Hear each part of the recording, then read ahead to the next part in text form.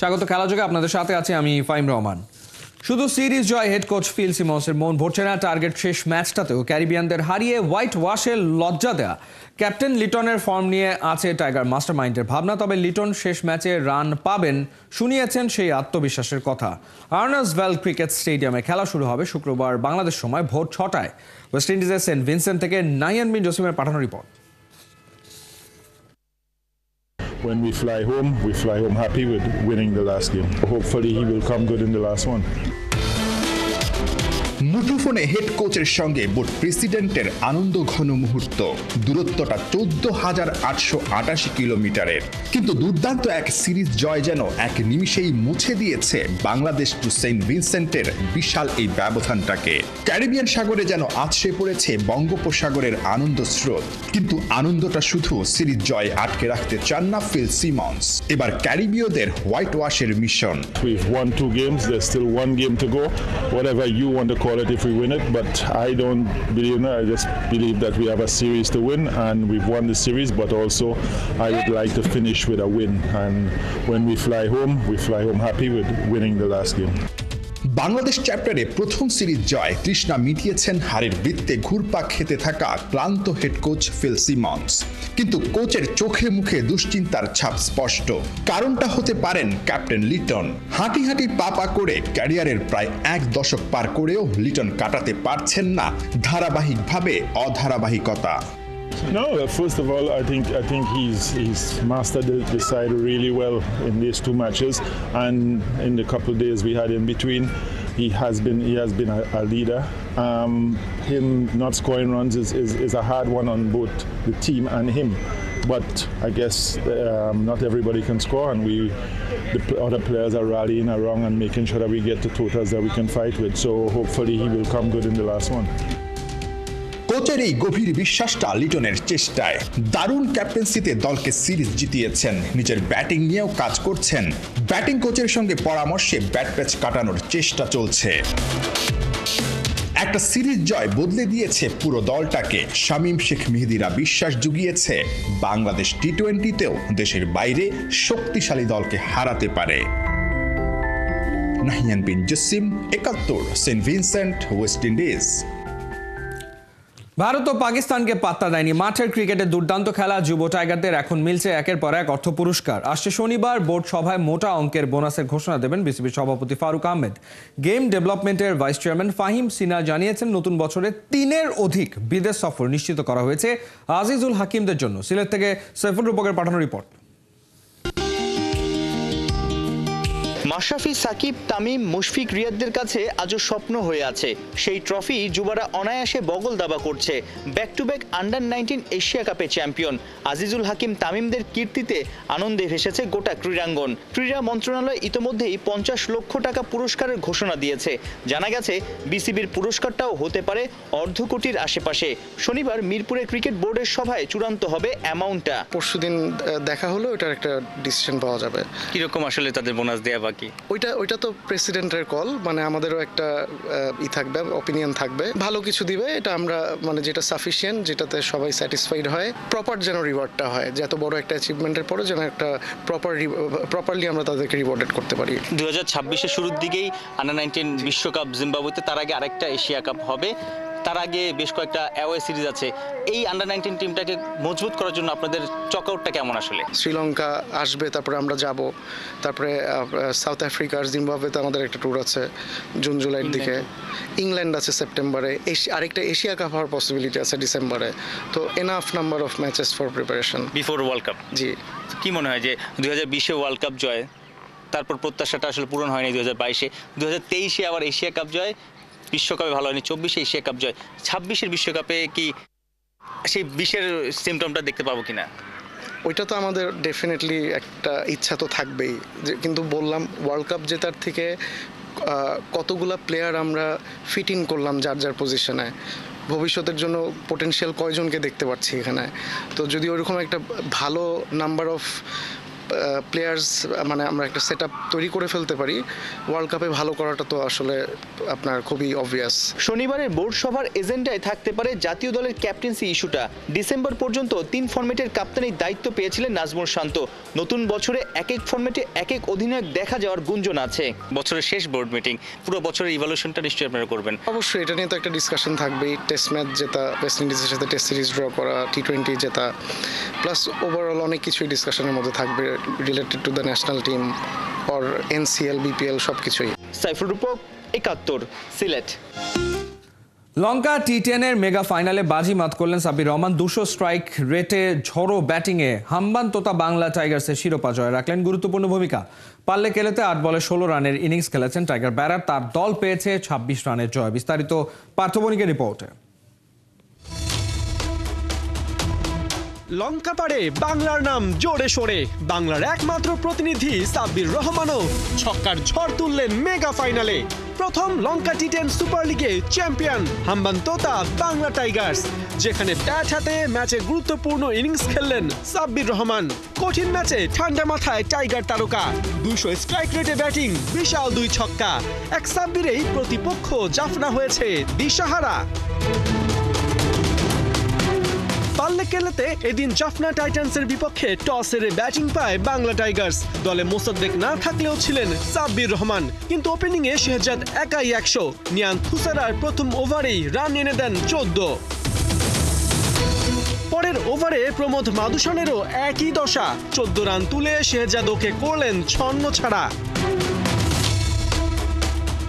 তৃতীয় ওভারে কুশাল পেরেরা আউট, 9 রানে ওকে ফেরান ট্রিভিন ম্যাথিউ। শেহজাদও টেকেননি বেশিক্ষণ, 11 বলে 26 রান করে পরের ওভারেই গন। ক্রিজে এরপর ফোকাসে সাব্বির রহমান। প্রশ্ন একটাই, টাইগার ব্যাটার রাখতে পারবেন তো মান? ফাইনালের উত্তেজনায় সাব্বির প্রথমে ধীরস্থির। প্রথম 5 বলে 4টা সিঙ্গলস নিয়ে উইকেটে থিতু হলেন, তারপর ঝড় তুললেন সমানে। পঞ্চম ওভারে মালসা থারুপাথির প্রথম বলে বিশাল ছক্কা। সাব্বিরকে ঘিরে স্টেডিয়াম জুড়ে তুমুল উদ্দীপনা। এক বল বাদে আবারও সাব্বির বল তুললেন আকাশে। এবারও সেই বল গিয়ে পড়ল বাউন্ডারির ওপারে। পরের বলে এগেইন সাব্বিরের বিগ শট, কিন্তু এবার ডিপ স্কোয়ার লেগে হলেন কট। 8 বলে 16 রানের ইনিংস খেলে ডাগ আউটে টাইগার ব্যাটার। শেষ পর্যন্ত নির্দিষ্ট ওভারে হাম্বানতোতা বাংলা টাইগার্সের টোটাল দাঁড়ায় 133 রান 7 উইকেটে। লক্ষ্য তাড়া করতে নেমে জাফনার একের পর এক আপসেট। হাম্বানতোতার হয়ে রিচার্ড গ্লেসন নিতে থাকেন টপ উইকেট। দ্বিতীয় ওভারে 10 রানে তুলে নেন টম কোহলারকে। কুশাল মেন্ডিসকেও ফেরান 1 বল বাদে। তৃতীয় ওভারে পার্টিতে যোগ দেন ইসুরু উদানা। ওর বলে 1 রানে আউট চারিতা সালাঙ্কা। হাম্বানতোতার একের পর এক উইকেট শিকারে আর দাঁড়াতে পারেনি জাফনা টাইটান্স। নির্ধারিত ওভারে ওরা থামে 107 রানে। 26 রানের জয়ে হাম্বানতোতা বাংলা টাইগার্স উদ্বোধনী আসরের প্রথম শিরোপা তুলে নেয় হাতে। পার্থবণিক, 71। চ্যাম্পিয়ন্স ট্রফি নিয়ে অবশেষে সমাধান পেল আইসিসি। ভারতের চাওয়া মাফিক হাইব্রিড মডেলেই হবে 25-এর আসর। একই সাথে পাকিস্তানের চাওয়াও মেনে নেওয়া হয়েছে। কি করে চ্যাম্পিয়ন্স ট্রফি হবে তার বিস্তারিত মাহদি হাসানের কাছে। অভিযোগ, হুমকি, মান অভিমান ছিল বটে, তবে আলোচনার দরজাটা খোলা। একসাথে হাঁটার চেষ্টা করার ছবিগুলো ছিল। গুজরাটের কষা হিসেবে খ্যাত মোদি ক্ষমতার মসনদে আসার পর ভারতের সাথে শুধু পাকিস্তান নয়, প্রতিবেশী সমস্ত দেশের রশি টানাটানি ছুট ঝামেলা বেড়েছে, যেটার প্রকোপ দমকা হওয়ার মতো আছড়ে পড়েছে কখনো কখনো খেলাতে, বিশেষ করে ক্রিকেটে। আইসিসি চ্যাম্পিয়ন্স ট্রফি 2025 হওয়ার কথা ছিল পাকিস্তানে, কিন্তু সেখানে যেতে চায় না ইন্ডিয়া। চেয়েছিল হাইব্রিড মডেল, সেই চাওয়াটাই হয়েছে পূরণ। আইসিসি সরকারিভাবে নিশ্চিত করেছে 25 চ্যাম্পিয়ন্স ট্রফি ভারত পাকিস্তানের বিপক্ষে তার ম্যাচগুলো খেলবে নিরপেক্ষ ভেন্যুতে। শুধু 25 চ্যাম্পিয়ন্স ট্রফি নয়, 2028 পর্যন্ত চলবে একই ব্যবস্থা। কোনো ইভেন্ট বাবর আজমদের দেশে থাকলে বয়কট, ভারতের খেলা হবে অন্য সীমানায়। পাল্টা হিসাবে পাকিস্তানও যাবে না ভারতে। আইসিসির যে সমস্ত টুর্নামেন্ট হবার কথা ছিল মোদির দেশে, সেগুলো বাবর আজমরা খেলবে নিরপেক্ষ ভেন্যুতে। 25 চ্যাম্পিয়ন্স ট্রফিকে কেন্দ্র করে যে ধরনের অচল অবস্থা সৃষ্টি হয়েছিল, সেটা কাটিয়ে উঠতে পারায় স্বস্তির নিঃশ্বাস ক্রিকেট প্রেমীদের। মাহদি হাসান, 71। অবশেষে রানে ফিরেছেন নাজমুল হোসেন শান্ত। এনসিএল এ খেলেছেন 48 বলে 78 রানের ইনিংস। শান্তর রানে ফেরার ম্যাচে সিলেট বিভাগকে 26 রানে হারিয়েছে তার দল রাজশাহী বিভাগ। অর্ণব বাপির রিপোর্ট। এনসিএল এ রাজশাহীর হয়ে টানা ম্যাচের ধকল, ব্যাট প্যাচ কাটিয়ে রানে ফেরার আপ্রাণ চেষ্টা নাজমুল হোসেন শান্তর। টুর্নামেন্টে 4 ম্যাচে শান্তর উইলো থেকে এসেছে কেবল 91 রান। ফেরার ম্যাচেই করেছিলেন 80। 11 বলে 3 রান করার পর যখনই বিগ শট খেলতে গেছেন, ইনসাইডে যে 4 পেলেও অল্পের জন্য বেঁচে গেছেন। ঘরোয়া ক্রিকেটে বোলারদের শাসন করবেন, 4-6-এর ফুলঝুরি ছোটাবেন, এটাই শান্তর ফ্যানদের চাওয়া। কিছুটা সময় নিয়েছেন, নিজেকে সেট করেছেন।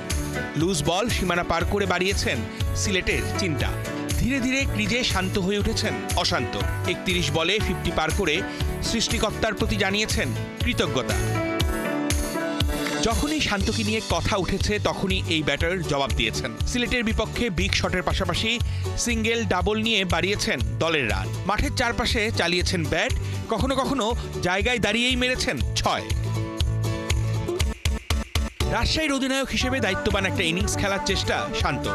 কট বিহাইন্ডে আউট হন অফ স্ট্যাম্পের বাইরের একটা বল খেলতে গিয়ে। 162-র ওপরে স্ট্রাইক রেটে 48 বলে 78 রান করা শান্ত ক্রিজে ছিলেন 76 মিনিট। ইনিংসটা সাজান 6-4-5-6-এ। অর্ণব বাপি, 71। স্বপ্ন সত্যি হলো, লাল সবুজ জার্সিটা এখন থেকে হামজার ঠিকানা। ফিফার প্লেয়ার্স স্ট্যাটাস কমিটি অনুমতি দেওয়ার পর সামাজিক যোগাযোগ মাধ্যমে নিজেই দিলেন ঘোষণা। ক্রিকেটে সাকিবের পর ফুটবলে হামজাকে পেল বাংলাদেশ। এই আইকনকে ঘিরেই আঁকা হবে বাংলার ফুটবলের ভবিষ্যৎ। কবে লাল সবুজ জার্সিতে মাঠে নামতে পারেন লেস্টার সিটি তারকা? বিস্তারিত থাকছে মেহেদী নাইমের রিপোর্টে। রূপকথার গল্পের মতো ঘোড়ায় চড়ে বিলেত থেকে রাজপুত্র আসবেন। হাতে থাকবে পরশ পাথর, যার স্পর্শে বদলে যাবে বাংলাদেশের ফুটবল। ধৈর্যের ফল মিষ্টি হয়। ফুটবলের জন্য পাগল জাতির অপেক্ষা বুঝি ফুরলো। গায়ে চিমটি কাটুন, বাংলাদেশের ফুটবল ইতিহাসে বিগেস্ট মোমেন্টাম। হামজা চৌধুরী এখন বাংলাদেশের। লাল সবুজের জার্সিটা এখন থেকে হামজার ঠিকানা। নিজেই দিলেন ঘোষণা। Hi everyone, it's Hamza here. I'm so happy everything's over the line. I can't wait to be playing for Bangladesh and hopefully see you guys soon. Bye. কম্পিউটারে গ্রাফিক্সে আঁকিবুকি করে গেছে ফুটবলের জন্য স্কুল পালানো যুবকটা। ইংলিশ প্রিমিয়ার লিগের ক্লাব লেস্টার সিটির jersey ঘষে মেজে সেখানে পরিয়ে দিয়েছেন লাল সবুজের কোটি মানুষের আবেগের ওই জার্সিটা। ফুটবলে যে নেই সাকিবের মতো কোনো আইকনিক প্লেয়ার। লাইফলাইন ছাড়া ফুটবলটাও এগোচ্ছিল না। গেল 2 বছর ধরে Bafufe English football association FIFA করেছে চিঠি চালাচালি। বাংলাদেশি পাসপোর্ট, মঞ্চ সবই প্রস্তুত। তবুও ঝুলেছিল আশা, গুঞ্জন। তখনও ইংল্যান্ড জাতীয় দলের জার্সিতে খেলার স্বপ্নে বিভোর 27 বছর বয়সী হামজা। সবাই যখন আশা ছেড়ে দিচ্ছিল, তখনই আচমকা হামজার রহস্যময় পোস্ট। বিশ্ব ফুটবলের সর্বোচ্চ সংস্থা ফিফার প্লেয়ার্স স্ট্যাটাস কমিটি হামজাকে বাংলাদেশের হয়ে খেলার সুযোগ দিয়েছেন। এই হোমকামিংটা বাংলাদেশ তো বটেই, দক্ষিণ এশিয়ায় এখন সবচাইতে আলোচিত ঘটনা। ইংলিশ প্রিমিয়ার লিগে খেলা ফুটবলারের হাত ধরেই কি কাটবে বাংলাদেশের চিরকালীন স্কোরিং সমস্যা? এখন থেকে তাকে কেন্দ্র করেই সাজানো হবে মাঠ আগামীর বাংলার ফুটবল ভবিষ্যৎ। হামজার বয়স এখন 27 বছর। সব ঠিক থাকলে হামজা বাংলাদেশকে সার্ভিস দিতে পারবে কমপক্ষে 10 বছর। আর্জেন্টিনা ব্রাজিলের মাঝে সুখ খুঁজে নেওয়া বাঙালিও এখন হবে স্টেডিয়ামমুখী। হামজা কবে লাল সবুজের হয়ে খেলতে নামবেন? 25 মার্চ। ক্যালেন্ডারে দাগ দিয়ে রাখুন তারিখটা। সব ঠিক থাকলে আগামী বছর মার্চে এশিয়ান কাপ বাছাই পর্বে ভারতের বিপক্ষে ম্যাচ দিয়েই অভিষেক হতে যাচ্ছে হামজা দেওয়ান চৌধুরীর। তার আগে দেশে আসবেন অনুশীলনে। বাংলাদেশের ফুটবল রাজপুত্রকে বরণ করে নিতে আপনি তৈরি তো? মেহেদী নাইম, ৭১। বাংলাদেশ প্রিমিয়ার লিগ ফুটবলে শুক্রবার মাঠে নামছে 4 দল। কুমিল্লায় দুপুর 2:30টায় বিগ ম্যাচে বসুন্ধরা কিংসের প্রতিপক্ষ ঢাকা আবাহনী। একই সময় ময়মনসিংহে ঢাকা মোহামেডান লড়বে পুলিশ এফসির বিপক্ষে। ঘরোয়া ফুটবলে কি যেন হয়েছে বিপিএল এ টানা 5 বারের চ্যাম্পিয়ন দলটার। শেষ 3 ম্যাচে 2টাতেই হার বসুন্ধরা রাজাদের। ফেডারেশন কাপে কিংস অ্যারেনায় ফোর্টিসের কাছে 2-0 গোলের হারে ঘুম হারাম করে দিয়েছে তিতের শিষ্যদের। মোহামেডানের সঙ্গে টাইটেল রেসে টিকে থাকতে জয় চাই কিংসের। 3 ম্যাচে 3টিতে জিতে যথারীতি মোহামেডান বিপিএল এ টেবিলের শীর্ষে। অন্যদিকে বিদেশি ছাড়া এবারের প্রিমিয়ার লিগ খেলছে রেকর্ড 6 বারের চ্যাম্পিয়ন ঢাকা আবাহনী। শেষ ম্যাচে চিরপ্রতিদ্বন্দ্বী ঢাকা মোহামেডানের সঙ্গে হারের পর জয়ের বৃত্তে ফিরতে মরিয়া মারুফুল হকের শিষ্যরা।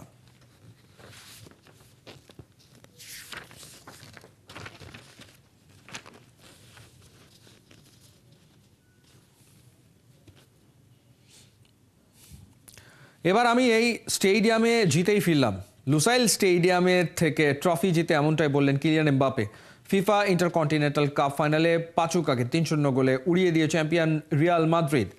মেক্সিকান ক্লাবটার বিপক্ষে ম্যাচের একেবারে শুরু থেকে আক্রমণাত্মক কৌশলেই খেলতে থাকে লস ব্লাঙ্কোরা। তবে প্রথম সুযোগ পায় পাচুকাও, যদিও ফিনিশিংয়ের অভাবে কাজে লাগাতে পারেনি দলটা। নামে ভারে এগিয়ে থাকলেও রিয়ালের গোলের দেখা পেতে সময় লাগে 37 মিনিট। অবশেষে খাতা খুললেন কিলিয়ান এমবাপে। প্রথমার্ধে গোল ওই একটাই, বিরতির পর লিডস ডাবল করেন রদ্রিগো। আর ম্যাচের শেষ বেলায় পেনাল্টি পেয়ে 3 গোলের সহজ জয় নিশ্চিত করেন ভিনিসিয়াস জুনিয়র। এই জয়ে রিয়ালের হয়ে প্রথম সিজনেই 2 ট্রফির স্বাদ পেল এমবাপে। এদিকে ক্লাব হিস্ট্রিতে নতুন রেকর্ড গড়েছেন কার্লো অ্যানচেলত্তি। রিয়ালের হয়ে জিতে নিয়েছেন সর্বোচ্চ 15টা শিরোপা।